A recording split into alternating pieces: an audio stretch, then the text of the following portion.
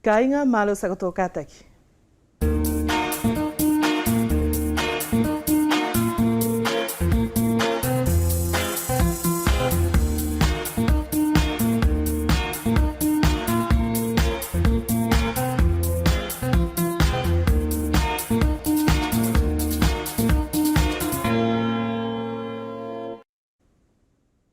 I tahune ka inga i tō ka wakawhakatahi e pēpa mo te umāluhi e ngau mo tō kakanga ki te puipui mo te hauwhaki o te mauri o tātou ai nila i tupo e te whakawhi e mai te awhiawhi i a te kamuto ai ni ko Serge Gombert o whi e ka whirimoha hau Germaine e nā toko ni ngau e ki te prefe.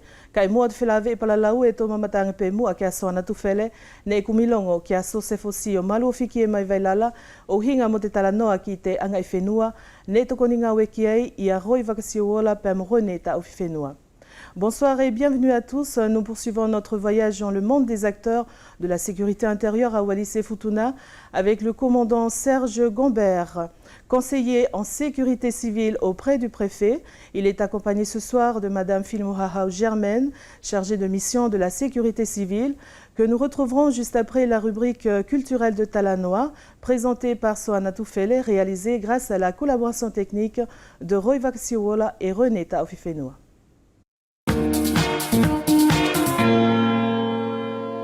E tau tahi no whopē, pēr mo tana mau o hinga pēr mo te o kupu whakauwe ani, ko anga i whenua, pēr mo whakawhenua. Toi wailala i te api ani ko ka mea, o kumia te manatu a te tamai ani, ko Sosefo Sio, malu o whiki e. I te pongipongi nei e wheara kau whai etu ki a koe soana, au to atu pē ia koe ki mua he, o koe e whawhini. Maro tō mauri. Maro mo te whangona. Pēr mo te whainga i pēo te ngā ue ke hoko i tātou nofo whakawhenua. Sosefo Sio malu o whiki e au whakamalo atu malo tau kātaki. Ko te kakumai ki a koe i te ahone Sosefo, ko le atu pē i tō ohinga kui, tō ohinga tamai, pe e whealala ke whakamahino mai ki a mātou aini, ia te kehekehe o te ukupu ani e lua, ia te anga i whenua, pēr mo te kupu ani ko whakawhenua. Maro i soana. Ko te kupu a ko whakawhenua, e ke he pē ia, pēr mo te anga i whenua. I tōna e uhinga ki au o te anga i whenua, ka pau e whai he whakatahi o he parokia. Whakahuhu hange rā ko te ua whakaparokia, whakarotu. E more he kawa, pēr mora mahino, more e he anga i whenua. Ka e whai he anga i whenua, ko mahino ki a ko soana, ko te lotu e mua mai, pē tō hifo ki te tatou anga i whenua, o roi mai ki ai pē mo te tatou anga whakawhenua, pē hoki tō amana ki ai tātou, ko katoa furi, i a nganga furi o te tatou mauri whakawhenua, pē mo te tatou anga i whenua. Ka e iei tōna tahi whaahinga mafuri, hangela ko he konga e hoko i tō api, ko te tawasu e whai i te uwhare tawasu. E more lewa uruei te tatou anganga whakawhenua a ko te katoanga. E more whuki, ka pau whuki e tō whai te kawa, ke tō whai katoanga furi te mea furi, pa e more he tahi e tawasu mo mea. E mama whawhaurewa whuki te whai tōnga mea ai taku sio atu, mo taku whahenga tā awhi atu. Hangela ko te tahi pē potu e hoko hangela e hoko i o ou. E te umatu e na tōro atu tāpua i te tau whakatahi, tau ki i ngahi mea e whai, be i e mohe ariki. E te ki i kawa mo tari whangona.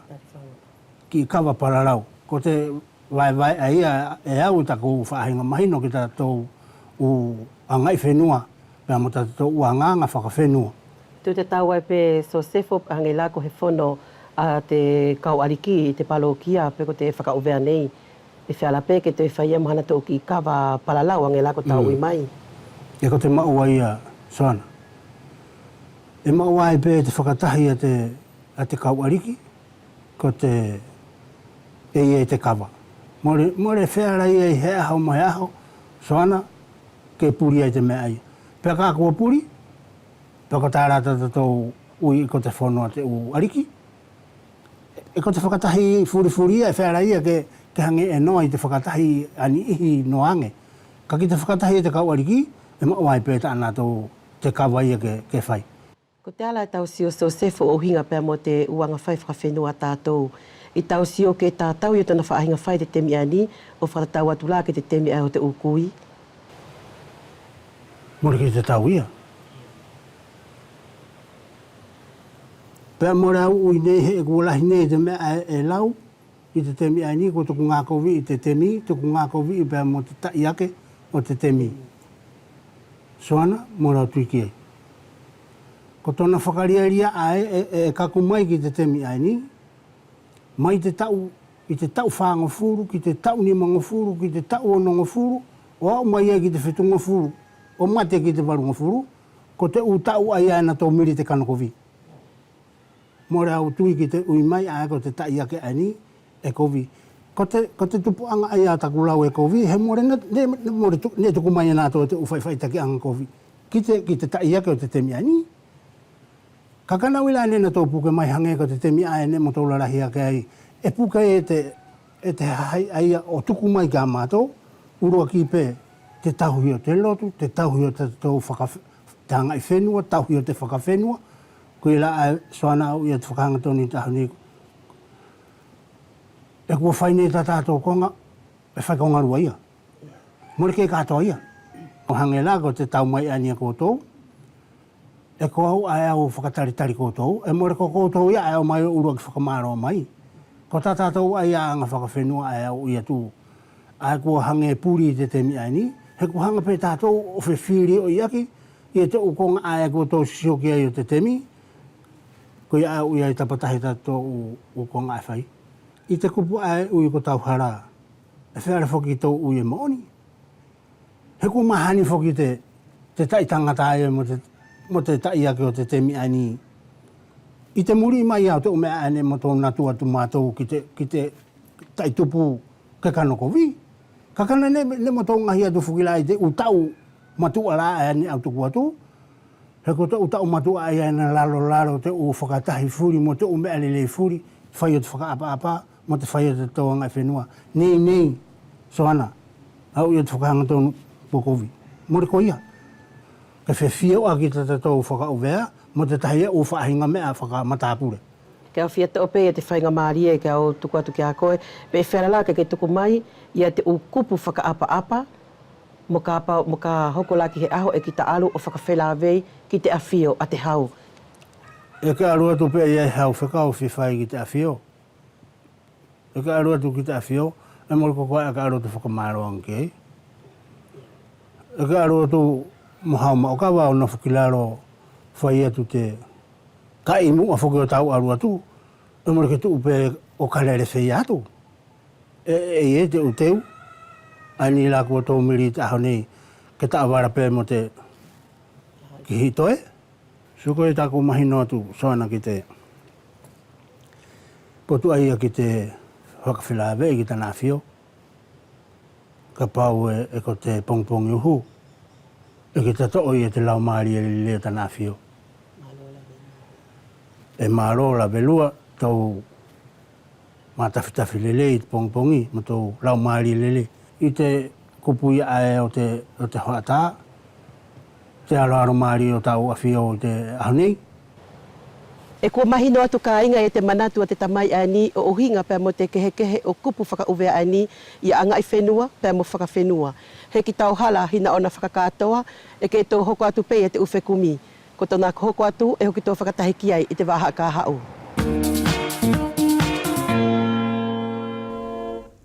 Whakawhita i ki te kumilongo a soana tuwhele e tō whakatahi te whiawhine ka inga, pēr mo te kamutoa e Nico Serge Gombert o whia ki a Germaine Filmohahau, e nā ngau e toko lua i te puleanga, toko ni ngau e whuki ki te prefe, pui mo hauwhaki o te hahai o vene pēr mo futuna.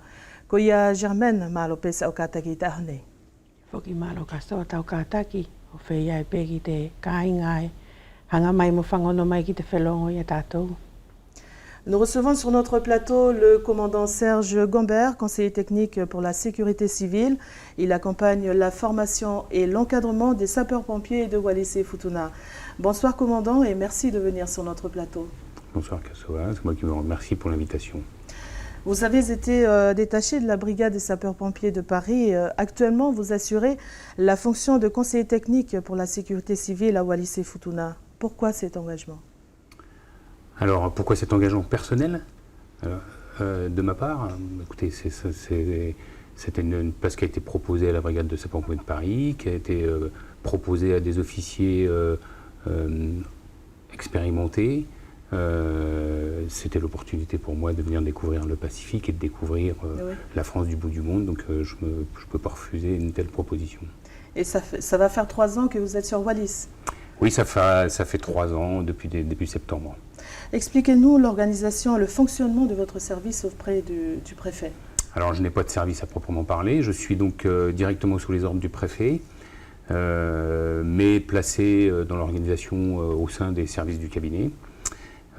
Sur le papier, à l'origine, ma mission, elle tournait autour de 4 volets essentiels, qui étaient préventionnistes pour les dispositifs hors sec, pour les visites dans les établissements recevant du public, que ce soit les écoles ou les salles de spectacle, comme bientôt pour le concert de Kassab. Et ça, c'était le premier volet. Le deuxième, c'était commandant des opérations de secours sur les interventions particulières, à l'exception de la pollution maritime pour lequel le commandant des opérations de secours est le service de l'environnement, et le secours en mer, pour lequel le commandant des opérations de secours est placé sous l'autorité de la gendarmerie. Et les 2 autres volets, c'était conseiller pour la formation et les équipements des sapeurs-pompiers de Wallis et de Futuna. Et le dernier volet, c'était aussi de préparer un peu la montée en puissance dans la salle de crise de l'administration supérieure, avec la formation des agents de l'administration supérieure, sur l'utilisation des outils, sur comment activer une salle opérationnelle. Voilà à l'origine, sur le papier, les 4 missions qui m'étaient attribuées. Et au final, comme bien souvent sur le territoire de Wallis et Futuna, on s'adapte aux besoins, on se met au service des industriels s'il y a besoin, et des différents services du territoire. Comme vous venez de le dire, vous accompagnez également la formation et l'encadrement des sapeurs-pompiers de Wallis et de Futuna. Expliquez-nous, commandant, concrètement en quoi consistent ces missions. Alors, concrètement, il était important de structurer les 2 centres de secours qui ont été créés d'abord à Wallis, ensuite à Futuna, sans réelle coordination. Et donc, il était important de coordonner tout ça, de repartir sur des bases pour donner des formations solides, fondamentales, pour essayer de créer un esprit de corps entre Wallis et Futuna, entre les 2 centres, entre les 2 sapeurs-pompiers, pour les équiper de matériel utile aux besoins du territoire. Donc c'est un peu le travail que j'ai essayé de faire. L'idée générale du préfet, de toute manière, c'est de dire que les sapeurs-pompiers, autant à Wallis qu'à Futuna, parce qu'ils sont importants sur les 2 îles, peuvent constituer une vraie force de frappe en cas d'accident particulier ou d'aléa particulier. Il est important qu'ils travaillent ensemble, il est important qu'il y ait du matériel commun, il est important qu'il y ait des échanges, parce que finalement, ce sont les premiers maillons de la chaîne des secours. Donc il faut leur donner les moyens de remplir cette mission. Germaine, e ke ngau e ki te whakafofonga o te terituale e au tuku atu ke te wawa me pe moa ki te kai ngai hanga mai ia te uhinga pe mo te mauhinga e koto whakahoko pe e ke whakahoko fuki i te puleanga. Malo ka soa ki te potoani e ke whakalawelawe mai a pe ne au ui atu nanai au ngā wetahi pe mo te potoani o te kamutoa. Ne ma te i tautahi atu pe ki te televisi ani e ngā ue mo pipiki ki te potu te kovana. Pea e ngā ue whakatahi a māua, pea mo te tahiki i whawhine mā ngā ue tahi. Ki te puipui a e o te ukainga o tātou o uwea nei pea mo Futuna. Ko te uhaha i ngā ue urua ki ngā ue a mātou moi a tā whito ko te potu ani o te kautama ani tāma te vela ai uwea nei pea mo Futuna. E whewhai lewa e te aluanga o te whakatutu ngā ue ko tōna no whai Germaine e te puleanga o hinga fuki mo te puipui mo hauwhaki o te mauri fuki o te hahai uwea nei mo Futuna ke to e whakahaha mai pe moa ke mahino lelei ki te kāinga. Au mahalo ka soa ka ki te taranoa ki te puipui o te ukainga tātou e kohe konga e whakapelepere ngesi pe whainga taa. E mo le wheala fuki ai a mātou ke mātou whai mila kulo. Ko ia e ko te konga ai ni ne hoki whakatutu upei anafi. Aki te whaahinga ilo e ki tanofo moia, mo te whakaamu e lahi au pito ki te whaahinga whakahoko te ngāwe, mo te haua te kamutoa e mahino ko he tangata e ofa mooni mo whainga ki te potuani o tātou, tatau pē mai futuna ki uvea. E whainga i pē he ukonga ke teuteu mo mahino ki ei te ukainga, tatau tātou, ki te whaahinga pui he ko te konga aini, e more whealangi ana ia i a mātou pē aini, ha mātou hauwhaki te mauri ai o te kainga o uvea pē mawhutuna. E hoki whetokoni aki, e hoki whe mahino aki, pē hoki lava te ukonga puli, ka e tonu ke mahino ki te ukainga tātou. Te whaahinga pule aki e whakatuutu hange la ka wheala ke hake mai he puingalu ki uvea nei pe ko futuna e tangi lewa te usiti. Ka emole a te aina ki te usiti e ie te tahi u whaahinga pule aki hange whakalaka te kausara tamu o whea e peki te kautama te vela ave te longo he mahino ko te tūtamaki e vave. E maua ke whemo olo te haai ki he konga mea e mama orunga. Vous assurez la fonction de commandant des opérations de secours lors des exercices de sécurité civile et en cas de catastrophe naturelle. En tant qu'officier de prévention commandant, quelle commission de sécurité prenez-vous en charge? Alors, il y a souvent une confusion un peu dans les esprits en termes de commission de sécurité. Il existe des commissions d'hygiène et de sécurité dans certains établissements. Oui. Cette commission d'hygiène et de sécurité, elle cible essentiellement le code du travail. C'est la sécurité pour les employés, pour les gens qui travaillent. Après, il y a ce qu'on appelle la commission territoriale de sécurité. Elle concerne les établissements recevant du public et elle concerne la sécurité du public. Voilà. Recevant du public, donc les écoles, les magasins, etc. C'est dans ce volet-là, dans ce domaine-là que j'interviens. J'organise des visites. Quand je suis arrivé sur le territoire, j'ai fait des visites quasiment de tous les établissements recevant du public. Et je viens en appui du responsable d'établissement pour améliorer la sécurité du public, parce que c'est sa responsabilité. On essaye, alors il n'y a pas de réglementation spécifique à Wallis-et-Futuna, donc on ne peut bien sûr pas appliquer la réglementation métropolitaine, mais on s'en inspire parce qu'il y a des choses intéressantes. Voilà. Et on essaye d'amener progressivement à améliorer la sécurité à la fois dans les magasins, dans les hôtels et dans les écoles. Donc c'est bien la commission territoriale de sécurité. En réalité, je fais des visites de conseil.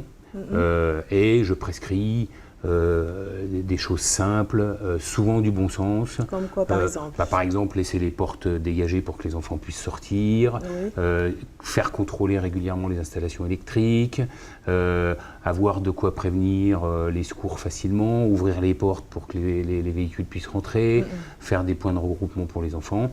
Et puis j'assiste un petit peu, j'essaye d'assister, on travaille étroitement avec le vice-rectorat, et notamment avec le service de la construction et le référent en sécurité, pour aider les chefs d'établissement dans l'élaboration de leur PPMS, qui ont les plans particuliers de mise en sûreté des chefs d'établissement. C'est-à-dire un chef d'établissement scolaire, il a beaucoup de casquettes, et on lui confie aussi la casquette de la sécurité, mais ce n'est pas forcément son métier. Donc je les aide à établir des plans, c'est-à-dire en fonction des aléas, est-ce que je dois confiner les enfants ou est-ce que plutôt qu'il faut que je les évacue? C'est notamment ce qui va être joué bientôt dans le cadre de l'exercice Tsunami de Futuna. Faut évacuer sur les points hauts les écoles qui sont situées en bord de mer. Voilà, c'est ce genre d'action que j'entreprends. C'est vraiment une forme d'accompagnement et de partenariat. On travaille en collaboration, voilà, pour que ça soit plus clair dans l'esprit des directeurs, pour qui c'est pas le cœur de métier. Et je rappelle ici, commandant, que la création d'un poste d'officier des sapeurs-pompiers s'est concrétisée par votre affectation auprès du préfet. Quel est votre sentiment aujourd'hui depuis que vous veillez à la sécurité de notre population? Alors, le sentiment, c'est que il faut distinguer je distingue très clairement deux types de risques. On a le risque qu'on appelle le risque courant. C'est un risque qui détermine des accidents qui arrivent régulièrement, mais dont l'impact n'est pas peut être dramatique, mais pour 1 ou 2 personnes uniquement. Ce n'est pas un nombre important de population. Ce sont les accidents de la route, la sécurité routière, ce sont les accidents du travail, ce sont, des choses comme ça. Donc ça, c'est le risque courant. Et ensuite, il y a le risque particulier, qui fait la référence à des aléas qui n'arrivent pas souvent, mais qui ont des conséquences dramatiques pour les populations, pour l'environnement. Par exemple, les cyclones, les tsunamis, les séismes. Le séisme de 93 à Futuna, quand on regarde des images, il est impressionnant. On a eu un seul mort uniquement, mais enfin, il y a eu, c'est trop, mais c'était, voilà. En 2009, il y a eu un tsunami aux îles Samoa qui a fait 200 morts. Il est rentré dans les terres de Futuna. Hein. Alors quand on interroge certaines personnes, ils ont pensé que c'était une grande marée, mais non, c'était un tsunami. Donc voilà, je distingue bien les 2 volets, risque courant et risque particulier. Le risque particulier, il est important que la population, puisque c'est quelque chose qui ne se produit pas souvent, c'est difficile, mais il est important de sensibiliser la population. Il ne s'agit pas de faire peur. Nous, on est là pour surveiller. On surveille l'ensemble des services du cabinet, et avec Germaine et les collaboratrices, on surveille toutes les secousses sismiques pour savoir s'il y a un risque, etc. Donc on est là en vigilance derrière, on surveille, et s'il y a le moindre risque, on déclenchera les évacuations. Donc il ne s'agit pas de faire peur aux gens, mais c'est simplement de dire, par contre, ce serait bien que de temps en temps, on joue les exercices pour se préparer à réagir. D'ailleurs, j'encourage bien évidemment la population de Futuna, pour l'exercice du 8 octobre tsunami, à jouer l'évacuation des villages. Je sais que le vice-rectorat va jouer les évacuations des écoles en bord de mer, parce que même si on le fait une fois tous les 4-5 ans, c'est bien de jouer les exercices pour voir, pour se rendre compte des difficultés matérielles, concrètes. Comment je fais pour aller chercher la personne âgée, est-ce que j'ai pensé à la personne qui était handicapée, etc. Voilà. Et donc il faut aller jusqu'à là pour se rendre compte de ces difficultés. Donc voilà, il y a ce volet-là à développer un petit peu. Et puis après, sur le risque courant, aujourd'hui, on travaille en partenariat avec les industriels, avec les pompiers. Aujourd'hui, on fait des formations, on équipe les sapeurs-pompiers, on fait des formations aussi pour le tout public. On a formé des pompiers formateurs de secouristes pour former la population. Donc je travaille un peu sur les 2 volets. Voilà, je ne suis pas inquiet, mais il faut être vigilant et il faut sensibiliser régulièrement. C'est ce qui se fait dans le cadre de la sécurité routière, c'est ce qui doit se faire aussi dans le cadre de la sécurité au travail. Voilà. Je vois, commandant, que vous êtes vraiment en forme quand vous expliquez votre engagement. E mahino Germaine e te tokoni e te koto kamutoa ke ana tō tāmatawela mo hauwhaki mauri. Ko te ai e te ungau e te utoni whakapuleanga e whakahangahanga ki ai e te utokoni ai. Ui kasoa e mahino pe ki a tātou ne ko he ko ngā whainga taa. Pe o mahalo e whiala ke to o te whainga maari e te aho nei ke hange whai he whakamahino. Nei e te tahi pāki a nāwhi, pa koe e te pāki fo o i te aho nei. E tupe i a tātou te baloki, pe e meo i te whaahinga whakahoko te ngāwe. Ka e hoki ki ta hau o kau pe mo ngāwe mo nātou pe ki ta mahino. E te konga e whiala ke tōtō i te whaahinga a koi o nātou mo te muri i a te kau tāma te vela. Talu te hau o te kamutoa, kua iei te whaahinga ngā uku o te whakamālotoloto o te kau ngāwe, he e kua whiala ke nātou muli i te whaahinga ngāwe. I te aho nei, kua iei la te kau tāma te vela, kua whiala i a nātou ke nātou whakahoko he ako ngāwe i te tāma te vela, pe ko te hawhaki mauri, e au mahalo ko he konga mauhinga. Mo le whiala ke whai he ngāwe ke kātoa ka pau mo le iei ni mea ngāwe e au mai mo whai aki. I te hau o te kamutoa, i te ngāwe whakatahi ani ku whai mo te whaahinga whakatutu fōu ani kua whiala ke ui e mole ke i mawete vete i te kau tāma te vela ai o Futuna mo ai uvea kua tāpe te mafu mo te loto ki te konga e tahi pe ai o mahalo e hoki whakatahi pe hoki whiala ke ngā uku te whaahinga mauli ngāwe ke alu ki he konga e whiala ke tōlele ki te kāinga o tātou wea mawhutuna. E ia pe mohe unga o whakapulanga whakatokanga whuki ki te utama ki whakanātu lai ko tō tau whai mo whakahaha ki te hahai. E whewhai tako tō whakatūtū ia te upolo kalama ngau ai Germaine. I te whaahinga whakatūtū aia e whainga i pē ke whai he whaahinga ako ngāue pe tuatahi i te tau. Ka e mahino ki a ko e kasoa, ulua ki ko te whaahinga teu aia, e ko te toe temi mauhinga e puriki ai i tēnā whaahinga whakatūtū. Nā longo pēlā ko te ako ngāue ka e whainga tā. Pea lua e whai atu whoki e teitei whoki ke whakahohaa ki te haai. Ka e i te mahino a mātou ko he konga mauhinga au pito. He tō ui pēlā e leleange pe te teu i te tūpeta ai ko tauhala. Ko ia ai e toi tope te whainga marie, he ko e ni i te aho walu o ke tope li e ia i te ki a ko ngāwe e whai o uhinga pia mo te hake o he ngalu i futuna.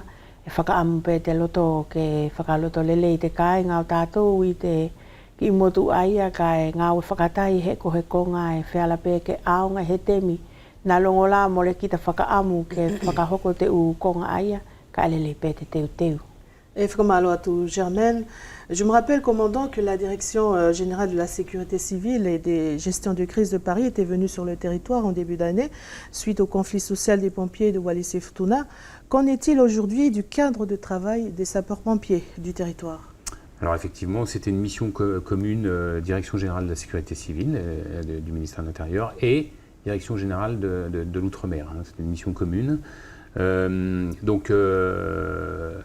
Il y a eu donc une mission qui était très importante, à la fois pour les sapeurs-pompiers, mais indirectement aussi pour la population, oui. Pour l'organisation générale de toute manière de la sécurité civile. Donc c'est très important. On sait que les discussions sont toujours en cours. On attend bien évidemment le rapport de cette mission avec impatience, mais pour voir si l'esprit a bien été compris, etc., et les intérêts. Mais c'est surtout après les décisions politiques qui seront prises suite au conflit. Hein. Donc là-dessus, tout le monde est en attente. Je sais que tout le monde est très vigilant et tout le monde attend avec impatience ces conclusions-là. Mais déjà, il y a eu déjà des progrès. C'est-à-dire qu'on a eu déjà des moyens supplémentaires pour un peu équiper les centres de secours. On a obtenu une dotation spécifique pour le nouveau centre de secours de Futuna, qui était important pour les Futuniens, hein, et sapeurs-pompiers, mais aussi population. Hein. Futuna est au cœur de nos préoccupations en termes de sécurité civile, vraiment. C'est une île qui est exposée. Donc on pense que c'est important. Donc il y a eu déjà des avancées avant même qu'on ait un rapport et avant même que les décisions soient prises. Maintenant, les grandes revendications n'ont pas été tranchées encore. D'accord. Et quelles propositions pouvez-vous nous faire sur des évolutions possibles d'organisation et de financement des conditions de travail des pompiers de Wallis et Futuna afin d'assurer la protection de la population? Oui, alors des recommandations, moi j'ai un schéma hein, déjà établi, hein, c'est de l'équipement de base hein, pour prodiguer les premiers gestes, pour empêcher l'aggravation d'une victime en attendant sa prise en charge par les médecins. Voilà, c'est ça l'objet. Hein. Moi j'appelle simplement la population à respecter juste, quand on appelle les secours, quand on appelle les pompiers, il faut être vigilant sur donner une adresse la plus précise possible. Oui.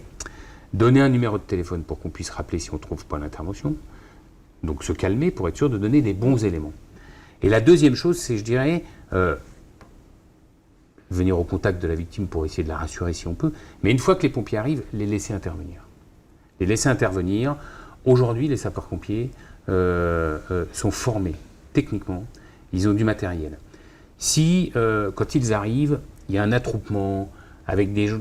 Alors c'est un peu comme, j'ai tendance à dire, moi dans le secours, c'est un peu comme la sélection de l'équipe de France de football, là, il y a 60 millions de sélectionneurs. Là c'est pareil, il y a 60 millions de secouristes.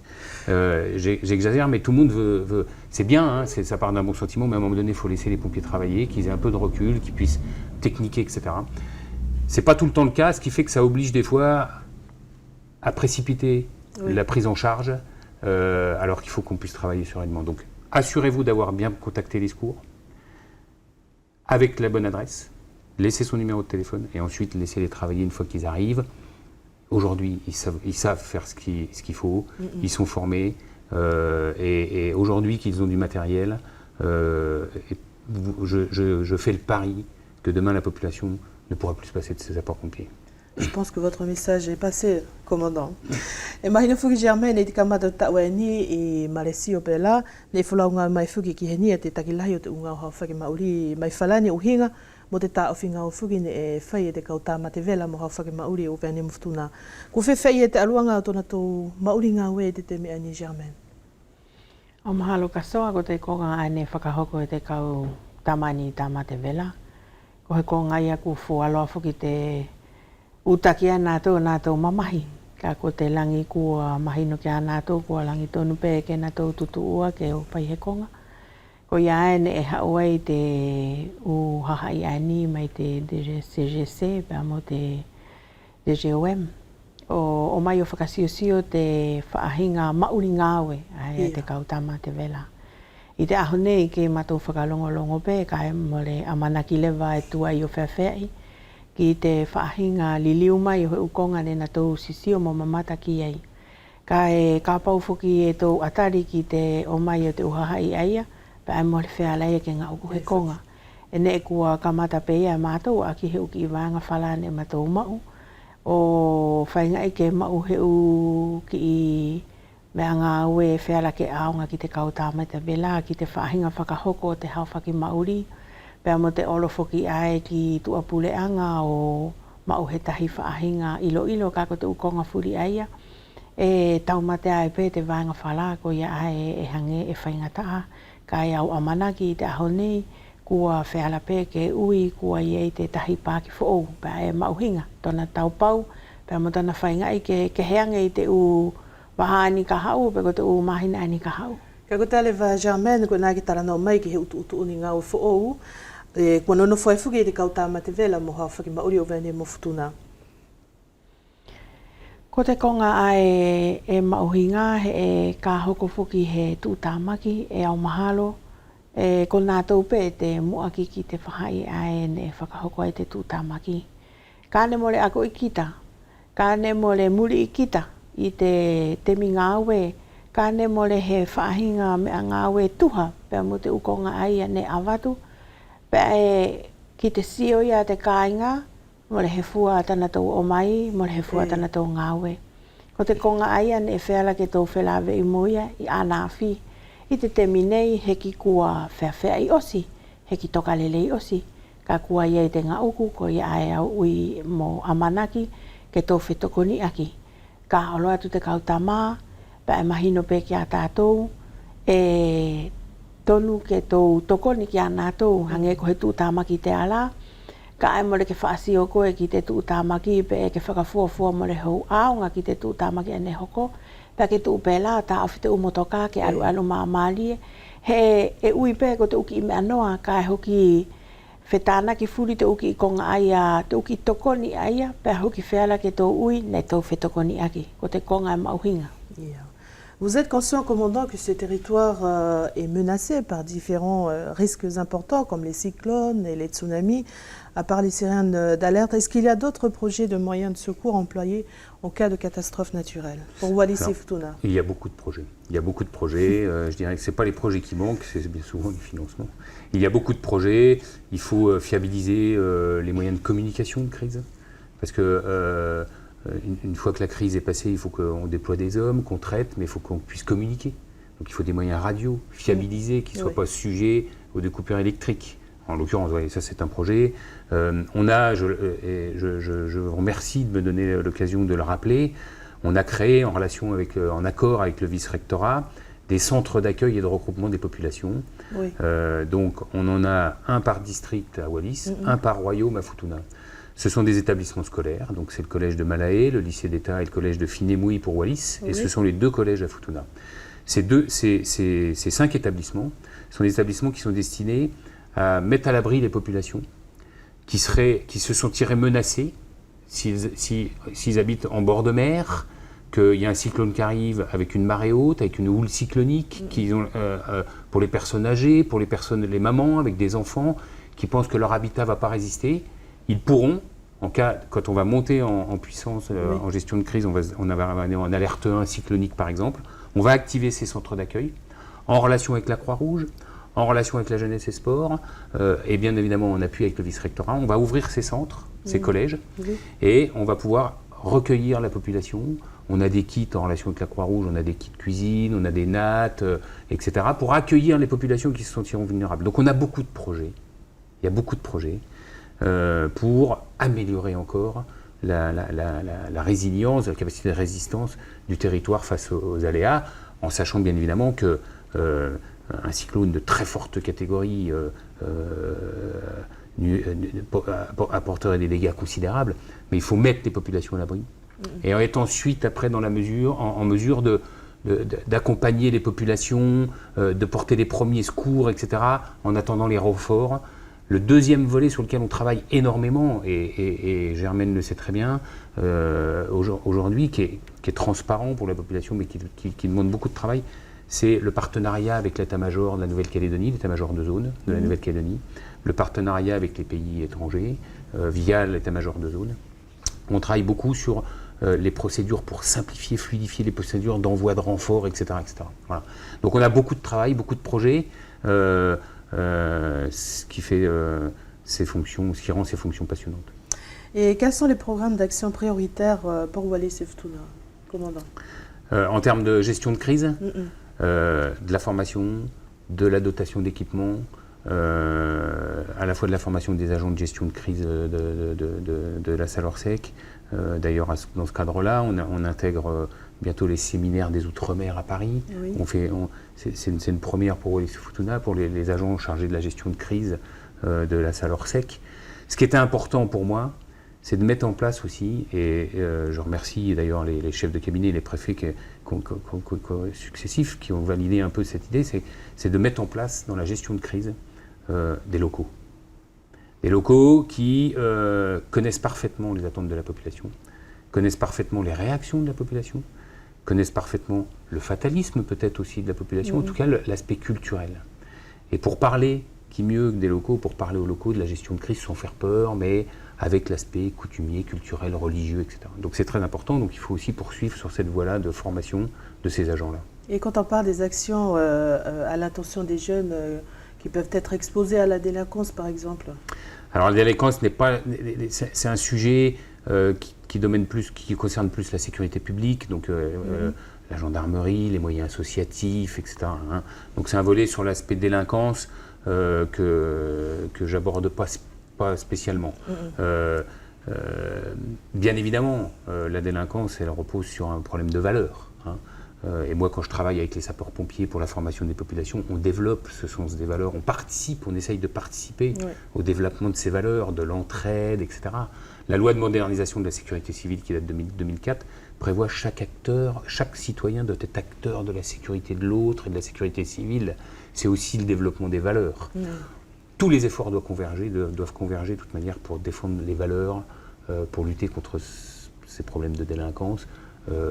Il faut développer l'altruisme, le don de soi, le dévouement. Et pour la prévention des violences aux femmes? Alors la prévention des violences aux femmes, c'est aussi un sujet qui intéresse à la fois la gendarmerie, le cabinet au sens large, mais pas spécialement la sécurité civile. Je sais simplement que le numéro d'appel arrive au centre de secours, le numéro vert arrive au centre de secours. C'est les pompiers qui réceptionnent cet appel-là. Voilà, mais ce n'est pas mon cœur de domaine. D'accord. Germaine, mahinole fuke koe e whera ke tō i o tatou mutuni a whaalalahi pe ko he hake fuki o he ngalu. E au amanaki e ko tō ngau e whakamaloto lota fuki ki ei. Kai o fia ilo e mai a koe pe e ko te ate uwhaahinga mea ngau e ke i toi mai mo whai aki fuki a te ngau e whakapuleanga whakatokanga ai. Au i kasoa e ko te kongane au whakamahino atu ana nei. Ka ki te tala noa ki te to'o he tahi u whaahinga mea ngāue, e tonu ke ie he vāinga whala e tuha.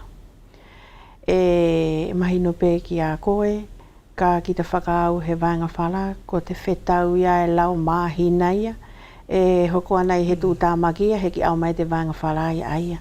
Ko te amana ki ta nofo ai, o whei ai pe ki te putu ai o Kamutoa, ke mahino te kāinga o Futuna pia mo uvea ki te whaahinga whetokoni aki. Heki katoa, ka kua iei te ukonga hange la ko te usiti, pia ka olo atu te kautama o tama te bela, pia salatamu o avatu he longo, pia na tau o whaofanoa mai pe o muli i te u whakatūtu ai avatu ki a nātou. He e molwhea la na ia ki a mātou toko tolu, pe toko lima, pe toko ono i te potu televisia mātou, ke mātou olo hapai furi mai te kaunga maari e aia, o ave o hauwhaki he whahai e māma olunga.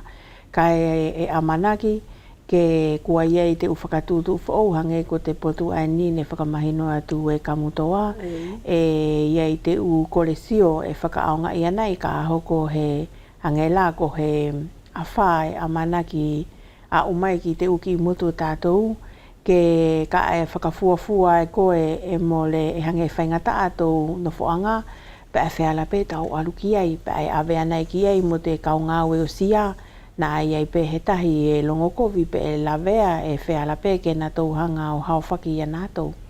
Ka e awhia ilo i lewa Germaine pe ko te ate uwhaahinga whaingata ia e ko tō whilawe i tā whitomoia, i te whakahoko whuke o sa ko tō ngā ue te minei. E o mahalo e hange pe ko te konga furi kasoa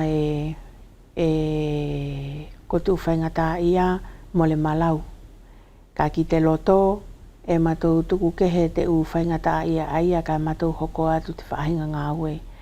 Ko te whaingata ia e wheala ke tau pea mo au i te whaahinga ngā ue ai ni e whakahoko, e au mahalo kasoa e tō mahani pe i te aho furi te whelawe i moia. Ko te uingata a, pea mo te mole fia whakalongo, pea mo te mole fia whakaaonga i he palalau e whai he whawhine. Ko te whaahinga whaingata ia i aia e wheala ke ki ta tau moia, ka e au uima aku, ka kua ki ta au o kau i te ungawe ani pea ki ta iloi, te mamafa, mo te mauhinga ta ki ta whetau, mo le ki tato e tuania he konga, e maua ke ki ta palalau mo kole ki te kāinga fuli e longo mai, ke na tō ofa mai o toko ni mai, he ko te hauwhaki pe ai ato na tō mauri, ke na tō kātaki o whetoko ni aki, mo le whakaaonga he loto, ka e na tō tuuki mua te mauri ai wheofawhanin e tō mahani talu mai ai, pea mo te whetokoni aki. Ka koe lewa nā tō e whera ki ngā whakatahi mo koutou, i ako tō whakatūtu o ngā ue, whakatokang ke a whaifuri ai ni, kua kūroa vai mai. Ko te konga ani e mahino ki a koe kasoa, e whainga i pe i te potu ani uvea ni pea mo Futuna, pea ko Futuna, ko he ki i motu e tau ai te loto e tau osi pea mo he whaahinga whaingata ia i te tana nofo mo le he hakau, teitei pe ke nofo furi te hahai i te wae matatai ko he konga e whaingataa. Nofo ani mātou ka iai kua iai te ngataanga te whaahinga konga e wheala ke mātou tokoni mo hauwhaki ei potu ai ni uvea mo Futuna, ko te potu Karitonia e tokoni mai, e mātou ngā ue nei pa mo te u hahai mai Karitonia. E hange e whakatupu loto mālohi, mo loto māwhana he ko te uhahai e mahino ki te whaingata ia ae o uvea nei pa mo Futuna. Ka e toi mahino ki a tātou, ka e whakapereperenges te motu ana o Futuna, e to e whaingata mai tona aruanga ae, ko te mala e wakalele e wheala ke wawe o sipe tona mole ke wheala tona whakaaongai. Ko te potu o te wafu, toi tatau. E tonu ke kumihe upule aki, ka ki te awele wahu konga ki ai i te tai, e wheala pelaia ke aho nima aho ono peo ki tau mai he sitima. Nous n'avons plus assez de temps devant nous, commandant Serge Gambert. Merci d'être venu sur notre plateau pour parler de la sécurité civile à Wallis et Futuna. Qu'est-ce que vous espérez pour l'avenir? Bon, bah, j'espère pour l'avenir que les Wallisiens et les Futuniens vivront en paix longtemps et loin des aléas climatiques qu'on a pu voir dernièrement aux Bahamas. Voilà, j'ai pas d'autres prétentions que ça pour la population de Wallis et Futuna. Merci, commandant. E whakamalo atu Germaine whiri mua hau te aluanga tau lava mai te awhiawhi o tuku mai pei he uwhakamahino o hinga pe musa kuto u ngau e whakatokanga ki te hau whakipe o te hahaiwhiki o tātou. Ko te alewa ia hau whakaamu? Ka soa o te whakaamu pe ke o whamai te kāinga fuli e nonofo i uvea nei pe amo Futuna o whia longo pe ki te leo o mātou, ka mātou awatu he ki tokoni ke hoko atu te whaahinga mauli ai e wheala ke tō ui e kei puipui ai pe te mauri a tātou e whakaamu pe ke hoko atu te mauri wheo whaofani e tātou mo te mauri whetokoni aki he mauhinga e tuai te haua nei tawha mo tawha kai ko tātou aini e nonofo i te whenua e wheala ai ke tō whetokoni aki. Malo Germaine, bon vent, commandant. E tō mamatalewa ka inga ki te mako whakatahi a lavinga hau i te aho wharani a whihivanga o hivangu furumawha i Sangatu Soane.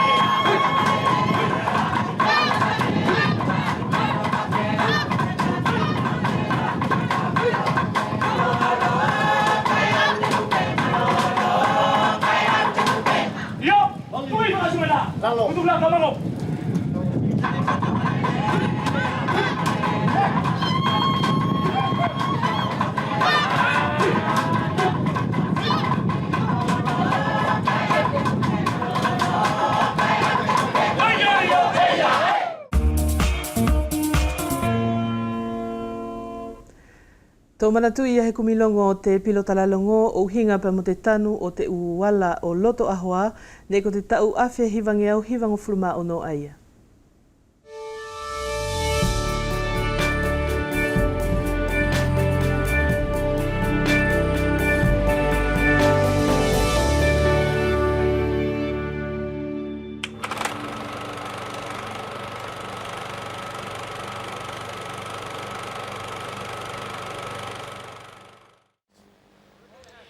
Ko te kautangata o hoane kua tahi takapepe mo tana hua tākere I te uala o te kolo. Longo te laa mo te fu, ne na tau kātaki I te holo I atu tuang kere I mua o te whakalaka te masini whakatoka o te ala. U ngāwe lang whenua e tōna lelei ki te kai ngā hoa toi wheia ke ana tau takitaki. Ne toi kau pe mo te lesta mo pului uvea I te ngāwe. Kama te ngāwe e te moni te, ne ko te kamio pe e tahi. Kai whalahi I te kere aki pe I te uhuo tākere. Ka ne hoki tau mai foki I te umea ngāwe a te puleanga, a te taravo pe mo te circonscription, pe hoki wawe lewa I te whakahoko o te whalahi o te kere. Ka pe I te ngāwe ko whakatutu e ahoa. O te whainga pēr whara whakate, pēr mo tana hae o hinga pēr mo tana koro, ki tana whakamaa, ke lele whoki, ala kura o mai o skoro sio kei tāo nei, ko te ala. Tarua ni te tanu mai te ala, mai te moni te, o mai ki te aho ni ani, e koro tau mai ei. Pēr ko te ala, I tana uru kamata ngā aue I, ne whituku pēr te kamio, ka horo I pēr te tangata. Horo I pēr te tangata I te kere. Tangata ko te aho nei lewa, ni ko kura o mai ei, ko te tukula o te kere, o moto o mai pēr o ki te ngā aue, mo whakarongo pēr, e ei lewa I te masini, e haulewa horo I te kere. O tana whia toko ni mai rewa, te pureanga, tana sio ai kua. Kua lelei te ngā ua, te koro whara whakate. Ko ahawa, e nofo amanaki pē ki te ngāwe. E ngāwe no pē foki I te hahai o te kolo. Ko tana tau whakatotonu aia, he kona tau tonu, ke na tau ngāwe whetakoni aki. He ko whakate pē amona langi aki, ko nā tau aia na tau whaitu whakatutu ngāwe, pē amota u whelongoi, he katu ngāwe, e to pē foki, ona lelei ki te kolo. Ona tau to'o aki I te ngāwe wheloto lelei aki.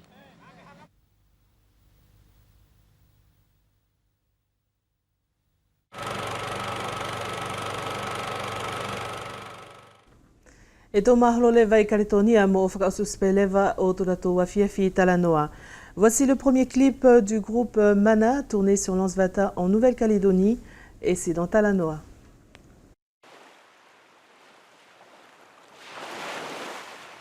Hé Lilou, Ouais. je pensais à une mélodie ce matin, je suis sûre que ça va te plaire. Écoute ça. Ouais, c'est cool. Merci.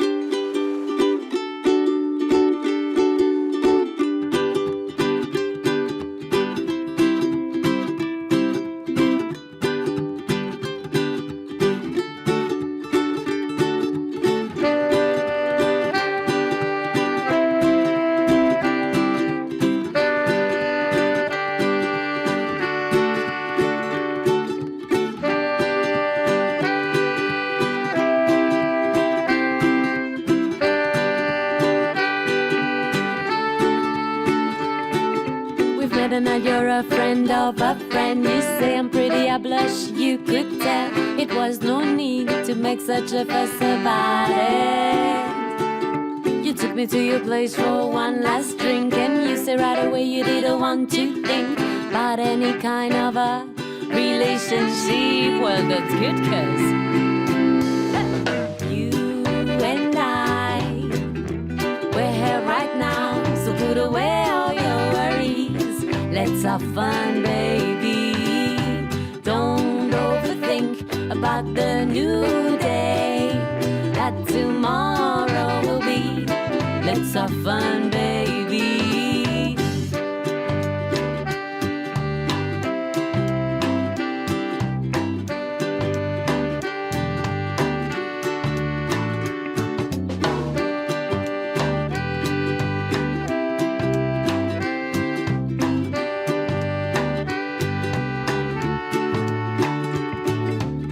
Gonna turn my world upside down. Not having texts from you won't mess with my mind. You can chill, be on the top of the hill.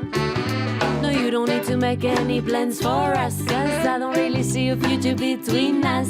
Let's not swim against the stream, 'cause you and I, we're here right now, so put away all your worries. Let's have fun, baby.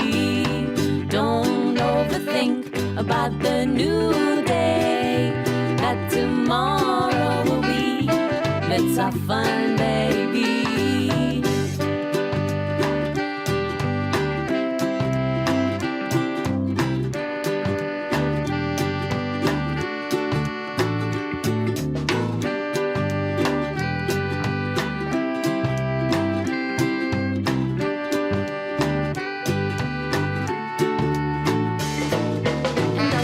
and I see in your eyes that you didn't expect such a surprise. No, baby, you're not gonna set me free. So would you please stop being so weird? I'm not saying we're gonna get married. There'll be no public display. Let's keep it that way.